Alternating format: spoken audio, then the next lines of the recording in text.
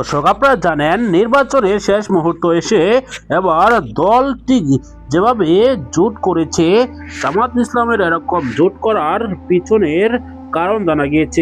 কেননা তারা সামনে আরো ভয়ঙ্কর বিপদে পড়তে যাচ্ছে।